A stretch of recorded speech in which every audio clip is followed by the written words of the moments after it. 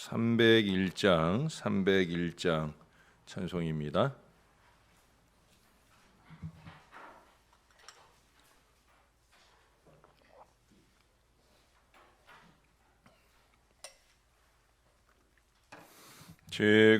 지금까지 지내온 것 주의 크신 은혜라. 한이 없는 주의 사랑 어찌 이루 말하랴. 자나깨나 주의 손이 항상 살펴주시고 모든 일을 주 안에서 형통하게 하시네. 몸도 맘도 연약하나 세임받아 살았네. 물 붓듯이 부으시는 주의 은혜 족하다. 사랑 없는 거리에나 험한 산길에 맬 때 주의 손을 굳게 잡고 찬송하며 가리라.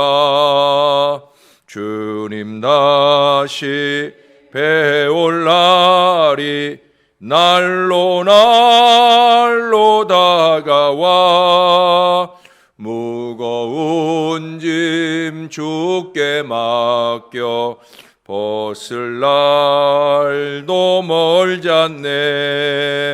나를 위해 예비하신 고향집에 돌아가 아버지의 품 안에서 영원토록 살리라.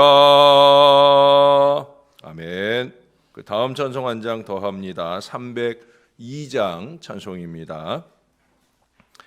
내 주 하나님 넓고 큰 은혜는 저 큰 바다보다 깊다.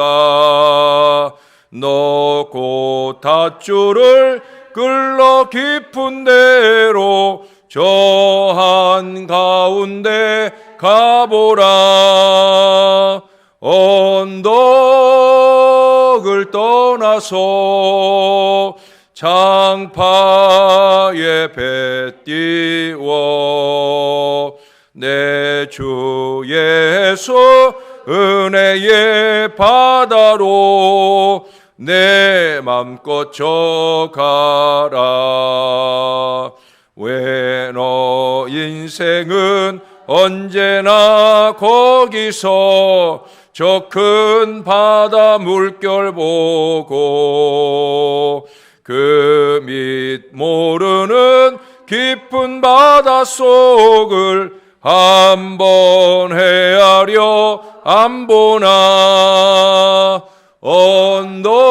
언덕을 떠나서 장파에 배 띄워 내 주 예수 은혜의 바다로 내 맘껏 져가라.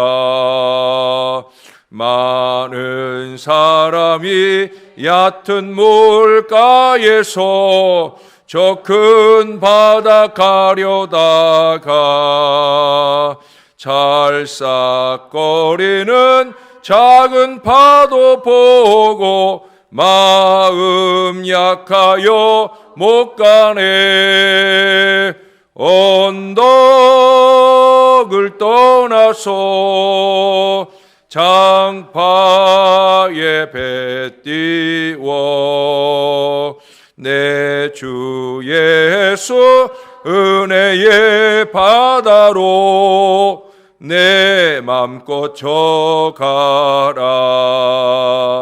자 곧 가거라 이제 곧 가거라. 저 큰 은혜 바다 향해. 자, 곧 내 너를 저 깊은 데로 가라. 망망한 바다로 언덕을 떠나서 장파에 배 띄워 내 주 예수 은혜의 바다로 내 맘껏 져가라. 아멘. 기도하겠습니다. 참 좋으신 아버지 하나님, 우리가 늘 지금까지 지내온 것이 주의 크신 은혜라 하는 이 분명한 사실을 믿고 알진대 하나님 아버지, 담대한 믿음의 마음을 가지고 겸손히 하나님 의지하고 기꺼이 저 세상을 향하여 저 미래를 향하여 담대히 노젓고 나아갈 그런 믿음이 우리 안에 있게 하여 주시옵소서. 우리가 하는 것이 아니라 하나님이 해 주시기에 얼마든지 우리는 새 미래를 열어갈 수 있는 줄로 믿습니다. 새벽마다 주의 이름을 부르고 찬송하며 그 주님이 말씀하시는 말씀에 의지할 겸손한 마음들이 저희 안에 많이 채워지도록 역사해 주시옵소서. 감사합니다. 예수님 이름으로 기도합니다. 아멘. 오늘 우리 하나님 말씀은 이사야서 45장, 오늘은 14절부터 보지요. 14절부터 마지막 25절까지 본문입니다. 한 절씩 교독해 읽겠습니다. 여호와께서 이같이 말씀하시되 애굽의 소득과 구스가 무역한 것과 스바의 장대한 남자들이 네게로 건너와서 네게 속할 것이요 그들이 너를 따를 것이라. 사슬에 매여 건너와서 네게 굴복하고 간구하기를 하나님이 과연 네게 계시고 그 외에는 다른 하나님이 없다 하리라 하시니라.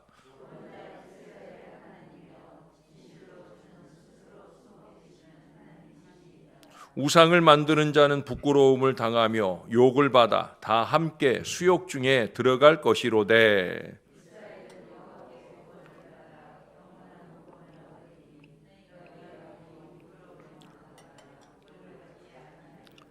대저 여호와께서 이같이 말씀하시되 하늘을 창조하시니 그는 하나님이시니 그가 땅을 지으시고 그것을 만드셨으며 그것을 견고하게 하시되 혼돈하게 창조하지 아니하시고 사람이 거주하게 그것을 지으셨으니 나는 여호와라. 나 외에 다른 이가 없느니라.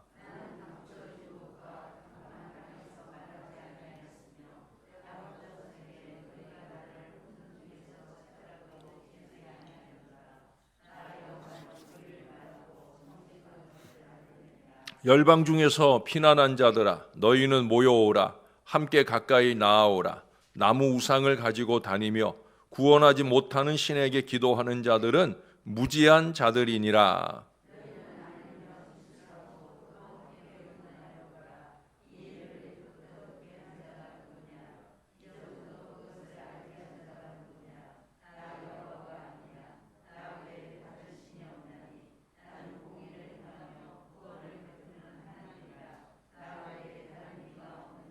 땅의 모든 끝이여 내게로 돌이켜 구원을 받으라. 나는 하나님이라. 다른 이가 없느니라.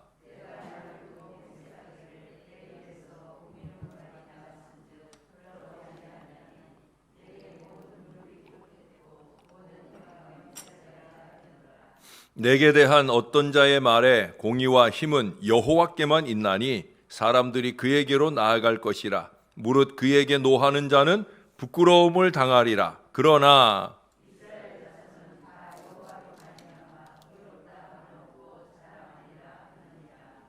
아멘.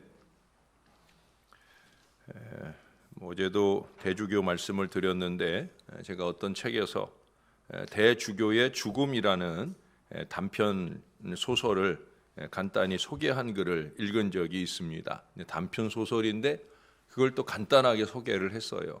그 내용은 뭐냐? 그 이야기의 주인공인 대주교는 날마다 습관 중에 하나가 매일 저녁 성당에 나아가서 기도한다는 거예요. 우리가 이 새벽 습관을 가진 것처럼 그분은 아마 심야 기도의 습관이 있었던 것 같아요. 그래서 언제나 똑같은 기도 생활을 반복하셨다는 거예요. 그날도 그는 언제나 그랬듯이 그의 기도의 서두를 엽니다. 오 전능하신 하나님 아버지 하고 기도를 시작했는데 그 순간 하늘에서 오냐 무슨 일이냐 라고 하는 소리를 듣게 되는 거예요. 그 소리를 듣고 이 대주교가 깜짝 놀라서 그만 심장마비가 일어나서 그만 세상을 떠났다 하는 아주 간단한 이야기예요. 근데 그것을 소개한 그 글에는 이런 부언 설명을 하고 있어요. 이 대주교가 평생 동안 기도했으면서도 그 기도를 정말 듣고 계신 하나님이 계시고 그 기도가 정말 응답되리라고는 한 번도 생각해 보지 못했다라고 하는 거예요. 정말 응답이 오자 너무 놀라서 그만 쓰러지고 죽어지게 되었다 하는 그런 얘기를 적고 있어요. 우리 디모데후서 3장 5절에 보면 경건의 모양은 있으나 경건의 능력은 부인하는 바로 그런 어리석음이 그에게 있었다는 거예요. 저는 이런 기도를 풍월기도라고 합니다. 그냥 풍어를 읊는 거지요. 기도의 능력이 체험되는 그런 기도 생활이 아니라 풍월기도를 하는 거예요. 우리가 드리는 모든 예배, 그 예배마다 차별 없이 우리 주님이 와 계시고 이 예배를 받으신다 하는 이 분명한 믿음이 예배 때마다 있어야 우리의 예배가 영과 진리의 예배가 되는 거예요. 신용의 예배가 아니라 풍월의 기도가 아니라 우리는 그런 예배와 기도의 생활을 해야 된다는 거예요. 여러분 오늘 본문에 보면 혹시라도 그런 풍월 기도나 신용의 예배를 드리는 분들을 위한 그런 말씀이 이어지고 있어요. 애굽이 우상 숭배자들이 열방 중에서 피난한 자들이 하나님의 존재를 알 때가 이를 것이다 라고 하는 거예요. 정말 하나님 계시는구나. 정말 하나님이 우리 예배를 받으시는구나. 그럴 때가 온다는 거예요. 거의 14절 하반절에 보면 그러잖아요. 그들이 건너와서 내게 굴복하고 간구하기를 하나님이 과연 내게 계시고 그 외에는 다른 하나님이 없다 하리라. 여러분 우리는 세상을 향해 이걸 보여주어야 된다는 거예요. 정말 하나님이 너에게 계시는구나. 너를 보니까 정말 하나님이 계시는가 봐 라고 말해줄 수 있는 그런 신앙의 사람들이 되어야 된다는 거예요. 그 외에는 다른 하나님이 없다. 여러분 이 진술이 오늘 본문에 여러 번 나와요. 18절에도 나오고 22절에도 나오고 그리고 21절에서는 2번씩이나 반복되어 강조되고 있어요. 5번이나 등장을 하는 거예요.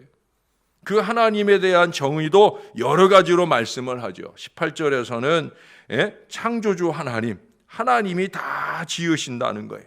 혼돈과 공허 가운데 하나님의 영이 운행하시면서 놀라운 창조의 역사가 나타난다. 21절에서는 우리 하나님께서 옛부터 듣게 하시고 알게 하시는 하나님이시다. 아울러 말씀하기를 공의를 행하며 구원을 베푸신 하나님, 그런 하나님은 우리 하나님밖에 없다 하는 말씀을 하고 있어요. 근데 이렇게 5번 반복되는 표현보다 저에게는 한 번 표현된 15절의 말씀이 눈에 띄고 더욱더 강렬하게 제 마음에 와 닿아요. 우리 하나님을 뭐라고 소개해요? 스스로 숨어 계시는 하나님. 스스로 숨어 계시는 하나님. 이 녀석들이 정말 예배 잘 드리나? 이 녀석들의 기도가 정말 제대로 된 믿음의 기도인가? 내가 안 보인다고 함부로 행하고 있는 건 아닌가? 우리 하나님이 숨어 계신다라고 하는 거예요. 지금 당장은 행동하지 아니하시는 것 같지만 결정적 순간에 당신의 공의와 사랑을 드러내시는 하나님이시다라고 하는 거예요. 무엇을 아시는 하나님이 아닌가? 우리 하나님 참 멋쟁이다. 저는 이 말씀을 묵상하며 그런 생각이 들어요. 마치 배트맨 같고 슈퍼맨 같고 일지매 같고 홍길동 같이 정말 필요한 순간에, 우리 옛날에 황금박쥐 있었잖아요. 어디선가 누군가에 무슨 일이 생기면, 예? 그러면서 나타나시는, 짠 하고 나타나시는, 정말 필요한 순간에 필요한 장소에 분명하고 확실한 구원과 은혜의 역사를 나타내시기 위해, 짠 하고 나타나시기 위해서 길이 참고 숨어 계시다가 우리를 감동시켜 주시고 무사람을 회심하게 하는 그 순간을 이루신다는 거예요. 무사람의 마음에 하나님이 과연 계시고 다른 하나님이 없다 말하게 하시고 그들로 통해 영광을 받으실 우리 하나님이 되신다라고 하는 거예요. 여러분 18절에서도 말씀하시는 바대로 창조에 있어서도 하나님은 헛되이 창조하시는 분이 아니에요. 하나님은 무엇 하나, 그분의 손짓이나 그분의 발짓이나 그분의 말 한마디가 헛되게 하는 일이 없다는 거예요. 반드시 계획과 목표가 있다는 거죠.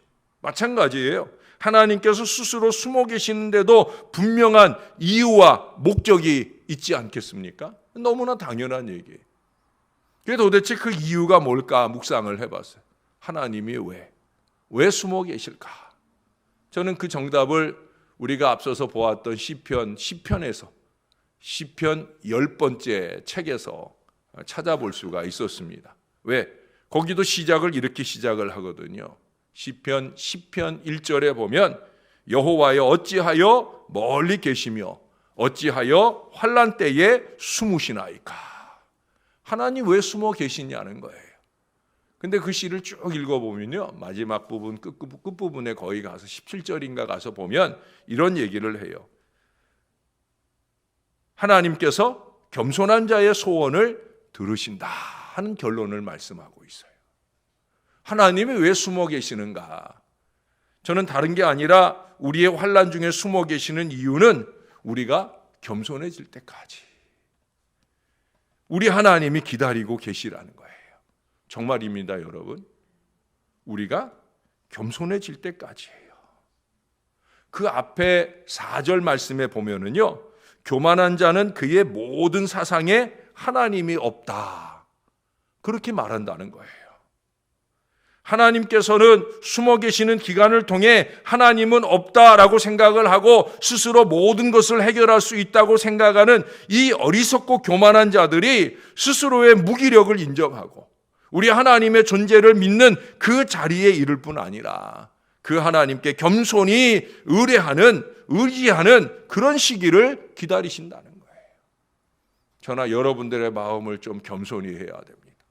하나님 계신다, 이 믿음의 마음을 가지고 나는 아무것도 할 수 없다, 이 마음을 가지고 그 하나님을 온전히 의지할 이 겸손한 마음을 가져야 된다는 거예요. 숨어 계시는 하나님은 아무것도 하지 아니하시는 하나님이시거나 무력하신 하나님이 절대 아니라 모든 약하고 악하고 교만한 자들을 감찰하시고 모든 선하고 겸손한 자들의 반전, 대역전의 시기를 서서히 준비하시고 계시는 하나님이시다 하는 사실을 우리가 믿어야 해요.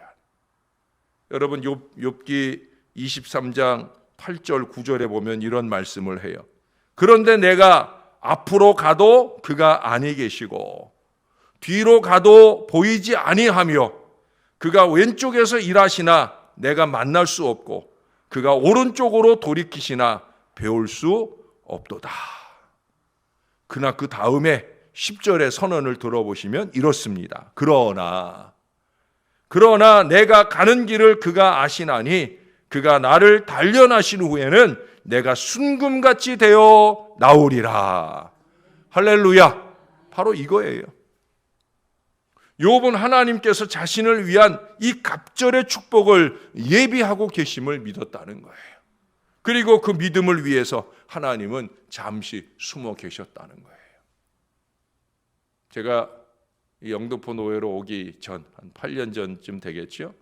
아시는 대로 제가 기도원에서 한 주간 내에 한 넉 달 동안을 매주마다 그렇게 하나님을 찾아가고 하나님께 매달려 기도하고 하나님 왜 숨어 계시느냐고 그렇게 애절하게 기도하던 시기가 있었어요. 그 시기에 제가 제일 많이 상고했던 말씀이 바로 욥기서예요. 왜? 욥의 고난이 저의 고난과 같았기 때문에. 그때 하나님이 최종적으로 제게 주셨던 응답은 내려놓으라는 거죠. 여호와는 나의 목 자르시니 내가 부족함이 없으리로다. 여호와는 나의 목자일 뿐만 아니라 내 목도 자르시기도 하시는 하나님이신데 그래도 내가 부족함이 없다라고 고백할 수 있을까라는 이 질문 앞에서 저는 그 어느 목사님처럼 처절하게 울부짖으며 기도했던 때가 있어요. 그때 하나님이 주신 결론이 뭐냐? 내려놓으라는 거죠. 자꾸 네가 붙들고 뭘 어떻게 해결해 볼 거라 생각하지 말고 내려놓으라. 내려놓았어요. 네. 그리고 하나님께서 조금씩 길을 보여주시며 여러분 앞에 이르게 되어졌어요. 저는 그래서 믿어요. 하나님은 숨어 계시는 것이지 아니 계시는 것이 아니다. 우리가 겸손하게 우리가 고집하는 모든 것들을 내려놓고 우리 하나님만 의지하는 그 순간을 기다리고 계신다. 그리고 결국 우리를 단련하신 뒤에는 순금같이 우리의 믿음을 순금같이 우리의 삶을 순금같이 이루어 주시는 놀라운 역사를 나타내 주신다라고 하는 거예요. 여러분, 우리가 볼 수 없다고 우리가 느낄 수 없다고 해서 하나님께서 아니 계신다라고 생각해요. 방자히 행하는 것은 장차 올 심판을 면치 못할 어리석은 짓인 거예요. 하나님 계셔요. 우리의 예배 가운데 계시고 우리의 기도를 귀 기울여 주신다라고 하는 거예요. 우리는 오늘 서두에 소개하는 것처럼 하나님께서 그 모습을 드러내실 때 애굽같이 우상숭배자들같이 하나님의 존재를 인정하지 못하다가 굴복하고 부끄러움과 욕을 당하는 그런 존재가 되어서는 절대 안 될 거예요. 2차 대전 당시에 독일 폭격기들이 막 영국을 공격하던 때 영국 런던의 온 거리의 사람들이 막 공포에 떨고 있었어요. 그때 어느 목사님이 그의 친구 집에 잠시 기거하는 중에 이 공습을 만나게 됩니다. 막 꽉꽉꽉 할 때마다 집체가 막 흔들리고 집이 흔들릴 뿐만 아니라 마음도 흔들리고. 근데 그 집에서 가만히 보니까 그 집의 어린 딸은 그렇게 공습이 막 쏟아지는데도 아랑곳하지 않고 아주 평안하게 잠을 잘 자고 있는 거예요. 그 녀석 참. 그래서 그 다음날 아침에 아이에게 물었어요. 야, 어제 그렇게 막 폭격이 쏟아지는데 너 하나도 무섭지 않더냐? 라고 물었어요. 그랬더니 이 아이가 그 목사님을 빤히 쳐다보면서 이렇게 대답을 하더라는 거예요. 하나님 깨어 계시는데 나까지 깨어 있을 게 뭐 있어요? 라고 얘기를 하더랍니다. 하나님의 존재를 확실히 믿고 있는 거예요. 공습이 쏟아지는 중에도 하나님이 깨어서 돌봐주실 거라는 걸 믿는 거예요. 그러니 그 하나님 깨어 계시는데 뭐하러 나까지 깨어 있느냐고. 이 얘기 듣고 또 내일 아침부터 하나님 깨어 계시는데 난 뭐하러 깨나. 그러고 안 오시면 안 됩니다. 예? 여러분, 하나님이 깨어 계셔요. 우리 하나님이 일하고 계신 줄로 믿습니다. 우리 눈에 보이지 않고 들리지 않을지라도 우리 하나님은 우리의 축복의 결말을 준비하고 계신다. 저와 함께 이것을 믿으면서 겸손히 그 하나님 의지하고 그 하나님이 열어주실 행복한 미래를 저와 함께 열어가는 저와 여러분들이 될 수 있기를 우리의 구주 되시는 지금도 숨어 계실지 모르는 우리 주님 예수님의 이름으로 간절히 축원합니다. 아버지 고맙습니다. 우리 눈에 보이지 않아도 때때로 우리 귀에 들리지 않아도 주님이 계신 줄을 믿는 믿음을 저희 가운데 더하여 주심을 감사합니다. 눈 비비며 부수수한 모습으로 주 앞에 와 새벽 열심을 가지고 간절히 찬양하고 또 들려주시는 그 말씀을 간절한 마음으로 들으며 우리 주님이 주시는 말씀이다 라고 여기는 모든 인생들 가운데 주님이 숨어 계시지만 아니 계신 것이 아니다 하는 이 겸손한 믿음을 꼭 가질 수 있도록 역사하여 주시옵소서. 주님이 숨어 계시고 준비하시는 일이 우리를 향한 진노가 아니라 우리를 향한 놀라운 축복이 될 수 있도록 그렇게 주님 보시기에 좋은 믿음으로 행하는 저와 이 모든 자녀들 되게 하여 주옵소서. 신용의 예배가 사라지고 풍월의 기도가 사라지고 한마디 기도에도 간절함을 담고 능력 기도의 신앙 인생으로 나아가는 하나님의 사람들이 될 수 있도록 주여 우리를 도와주시옵소서. 주님이 깨어 계신다. 주님이 일하고 계신다. 주님이 일해 주실 때 확실하게 되어진다 하는 사실을 믿는 마음으로 언제나 겸손히 그렇게 행하는 하나님의 사람들 다 되게 은혜를 베풀어 주옵소서. 지금도 크고 작은 병고로 또한 여러 가지 풀리지 않는 문제로 답답해하는 백성들이 있사오면 이 하나님을 믿게 하여 주옵소서. 그래서 그들의 모든 어려움들에서 노임받는 하나님의 축복이 속히 나타나도록 우리 하나님 도와 주시옵소서. 아니 저렇게 어려운데 왜 기도하지 않을까? 저렇게 어려운데 왜 하나님께 매달리지 않을까? 이 목사의 안타까움이 그들의 모습으로 이어지지 않게 도와주시고 속히 깨어 기도하며 하나님 의지할 믿음으로 승리하는 역사가 나타나도록 은혜를 베풀어 주옵소서. 날마다 새벽을 깨우며 우리를 위해 숨어 계시는 주님을 만나는 은혜로운 아침이 이 제단에서 늘 이어지도록 우리 하나님 도와주실 줄로 믿습니다. 감사합니다. 예수님 이름으로 기도합니다. 아멘.